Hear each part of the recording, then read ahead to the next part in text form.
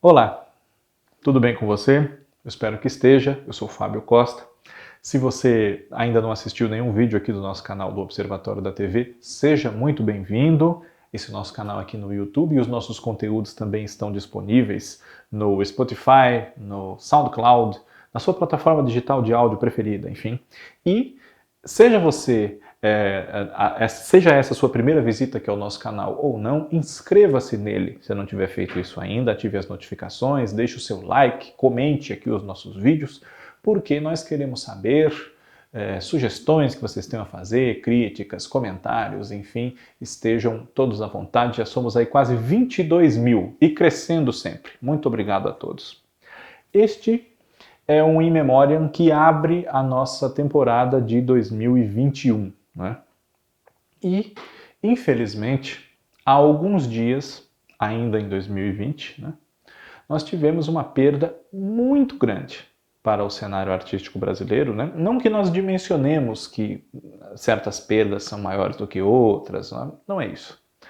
Mas é que é uma perda muito sentida por tudo que essa atriz representou, né, para gerações de admiradores. Foram mais de 70 anos de carreira como atriz, né? E é realmente uma perda não só de um referencial de interpretação, mas também de uma figura materna, até para o próprio público, né? Ela que foi muito mãe dos telespectadores, nas novelas que fez e representou essa figura, e também a avó do Brasil, a Dona Benta, no Sítio do Pica-Pau Amarelo, né? Eu estou falando, claro, de Nicete Bruno, que faleceu agora em dezembro de 2020, no dia 20, né? Foi uma das vítimas da Covid-19, infelizmente. Né? Ela ficou algum tempo internada, lutou bastante pela vida, chegou a apresentar uma pequena melhora, mas acabou não resistindo, né? Diante da sua idade já um pouco avançada, né? 87 anos ela tinha, né? Completaria agora no dia 7 de janeiro 88, né? Portanto ela nasceu no dia 7 de janeiro de 1933, na cidade fluminense de Niterói, filha de outra atriz legendária, Eleonor Bruno, né? Que participou de muitas peças de teatro importantes, né? Trabalhou com Nelson Rodrigues, fez Doroteia, Anjo Negro, né? E participou também, já com mais idade, de novelas na TV com e sem Nicete, né? Foi a mãe de Beto Rockefeller, na histórica novela de Braulio Pedroso, em 68, e também fez Papai Coração, o papel da Madre Superiora, que na versão mexicana, a Carinha de Anjo, foi Libertad Lamarque, né? E na versão brasileira mais recente, também com esse nome, Carinha de Anjo, foi Eliana Gutmann. Né? Nicete nasceu nessa família, pelo menos no seu lado materno, já com um contato bastante estreito com a arte, com a cultura, né? E num contraste total com a família do pai, né? Que chamava-se Sinésio Xavier, e eles eram mais ligados, mais conectados com o mundo das finanças, né? Não tinham pendores artísticos, ao contrário dos Bruno, que, ainda que não exercessem a arte como profissão, cantores, compositores, atores, enfim, tinham pendores artísticos e davam vazão a eles, nem que fosse só em reuniões de família, né? Lideradas pela figura da avó de Nicete, mãe de Eleonor, Dona Rosa, que reunia os filhos, os parentes todos, em saraus, apresentações culturais na sua casa nas noites de sábado. E Nicete cresceu nesse ambiente, né? Que dava a todos vazão para exercitar a sua veia artística. E já com 4 anos de idade, até por estar inserida nesse contexto, ela já se apresentava semanalmente na Rádio Guanabara no programa de Alberto Manes. Foi o seu primeiro emprego, podemos dizer, né? Ela mesma dizia que podia se considerar o seu primeiro emprego. E não parou mais, né? Se nós considerarmos essas apresentações no programa de Alberto Manes, foram mais de 80 anos dedicados às artes, né? Cantava, declamava poemas, né?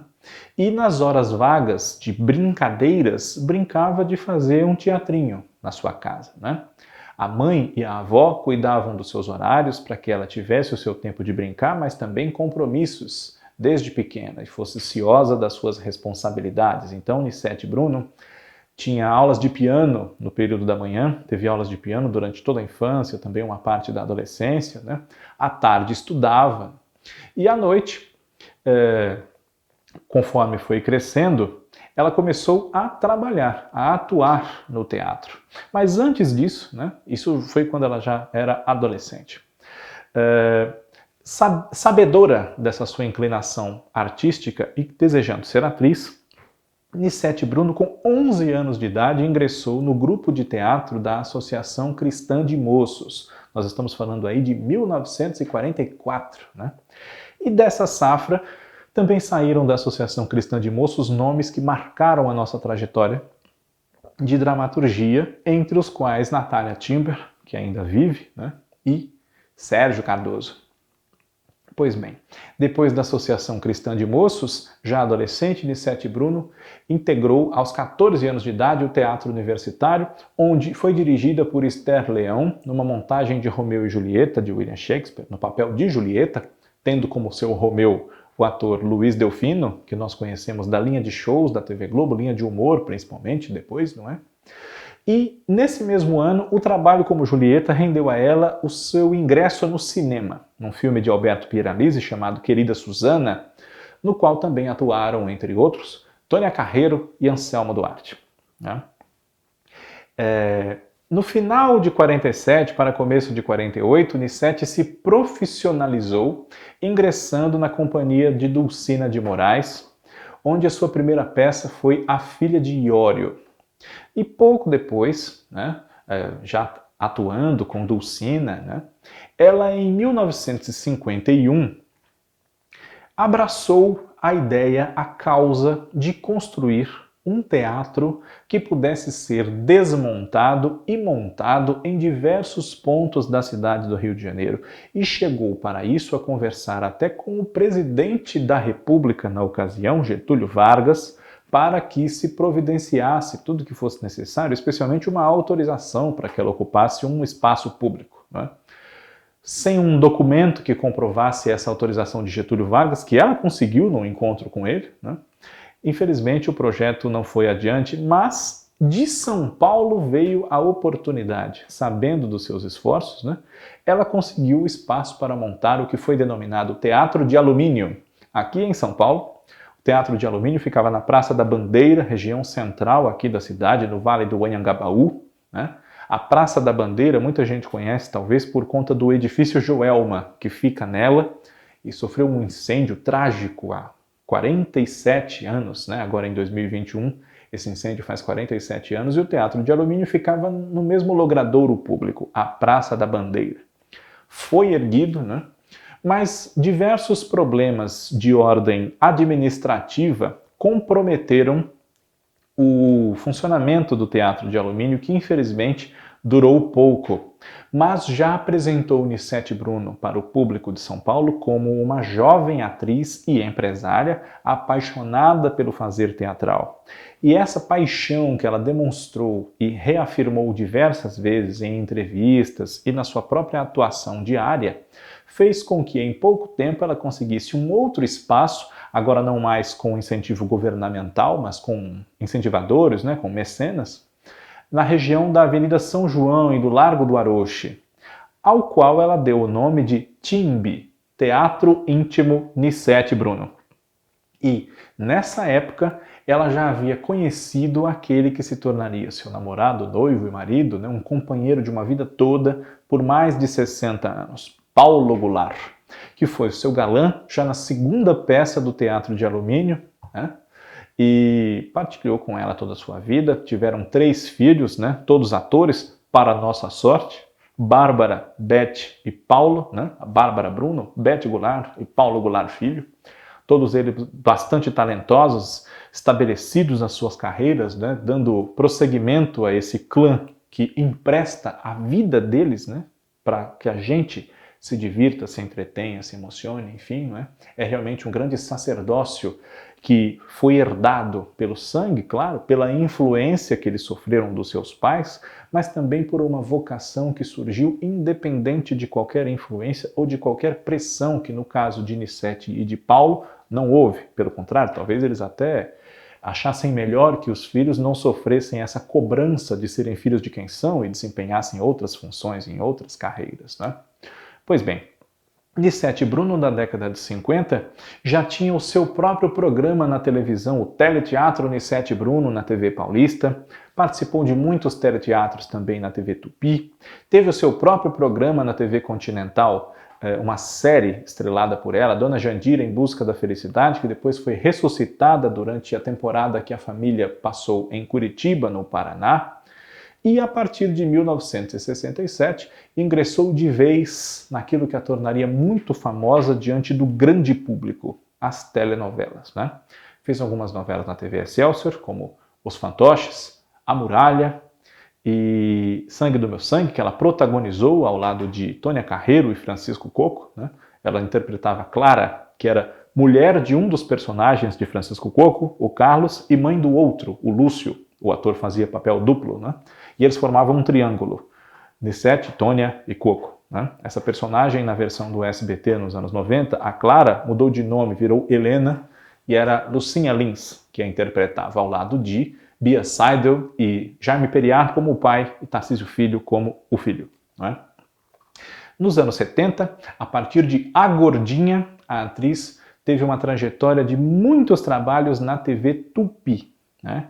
Fez A Gordinha, fez Meu Pé de Laranja Lima, professora Cecília Paim, né? Também participou de Signo da Esperança, Camomila e Bem Me Quer, Rosa dos Ventos, As Divinas e Maravilhosas, Papai Coração e, claro, em 1977, um dos maiores papéis da sua carreira, do qual ela gostava muito, né?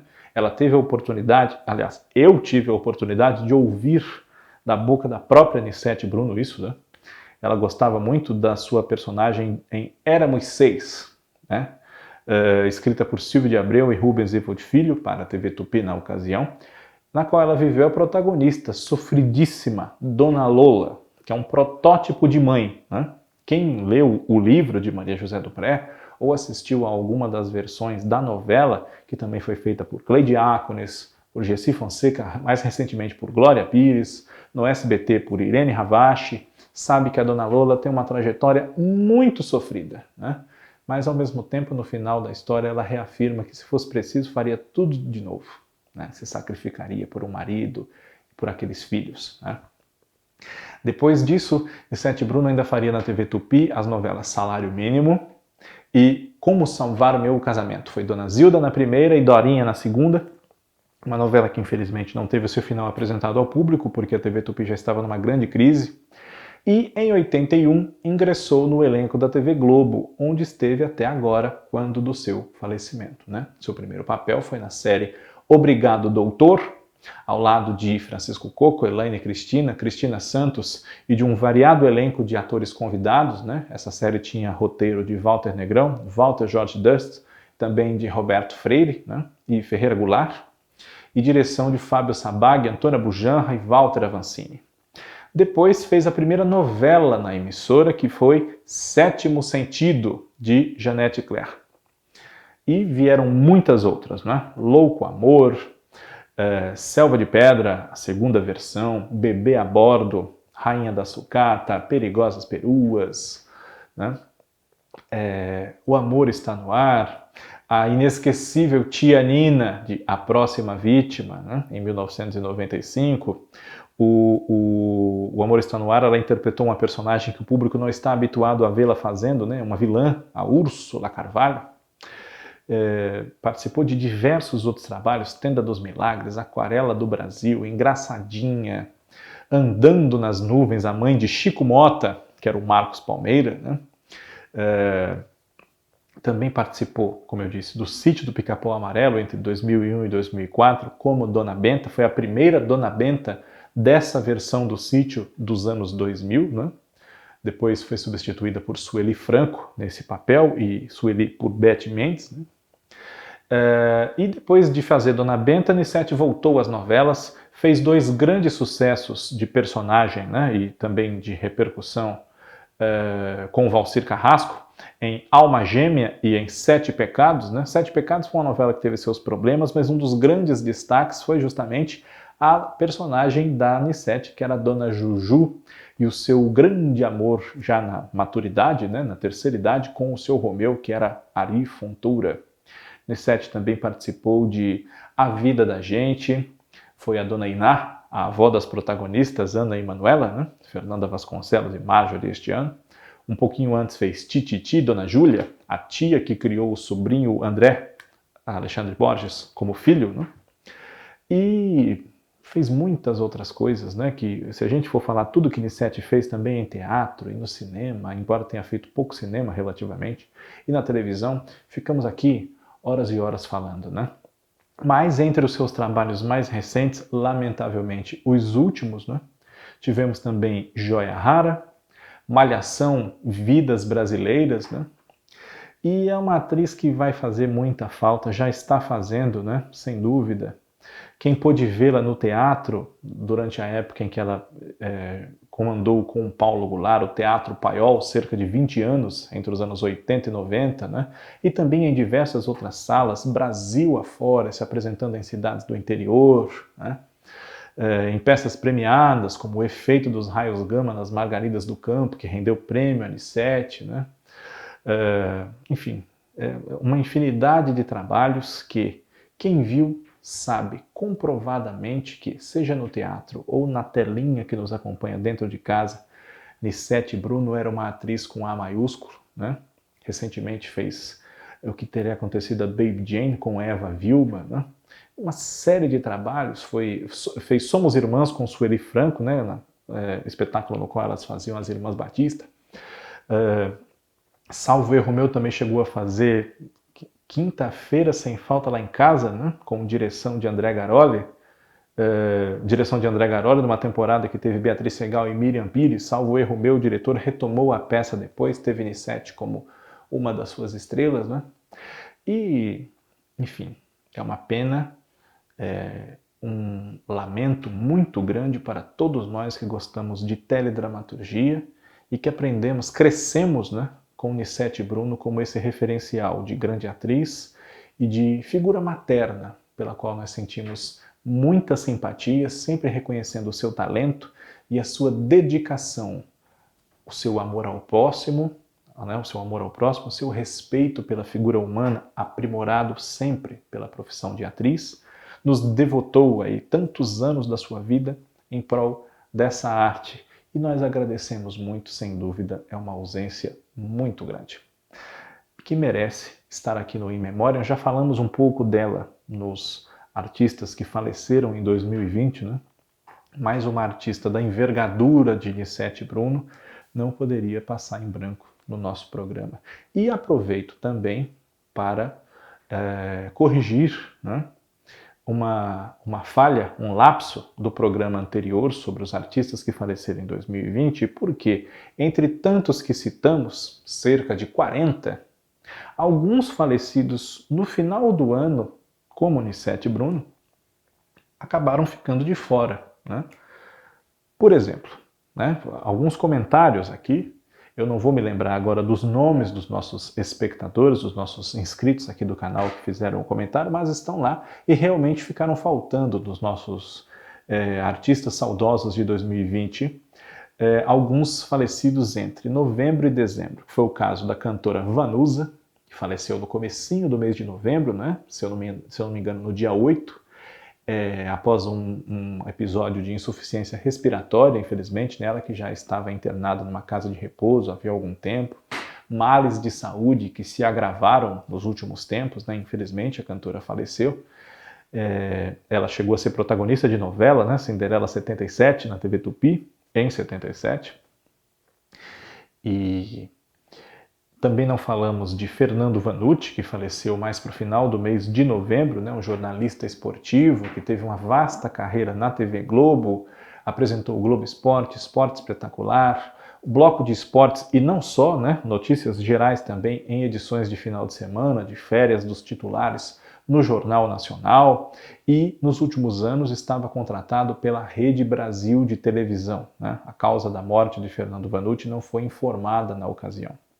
E agora, em dezembro, né, poucos dias antes da própria N7, no dia 14, vitimado pela Covid-19, nós perdemos Paulinho, a voz do conjunto Roupa Nova, né, tão nosso íntimo por conta de trilhas de novelas, e uma das mais emblemáticas, além de Dona, em Roque Santeiro, ouvimos agora todo dia novamente em A Viagem, o tema de abertura, né? Então, realmente, esses três artistas faltaram no vídeo anterior, né? Me desculpo com vocês, que apontaram o erro, realmente eles não foram citados, né? E talvez alguns outros não tenham sido citados, mas é porque nós fazemos um recorte, né? Como eu disse no vídeo propriamente, né? São alguns artistas que faleceram, mas claro que esses três não poderiam ficar de fora, e fica aqui a correção, esse adendo ao nosso programa anterior, neste que é em homenagem a Nissete Bruno, né? Os nossos melhores pensamentos, né? Os nossos melhores desejos para Nissete Bruno, agora e sempre. E In Memoriam volta na próxima semana. Obrigado a todos vocês pela audiência, um abraço e até lá.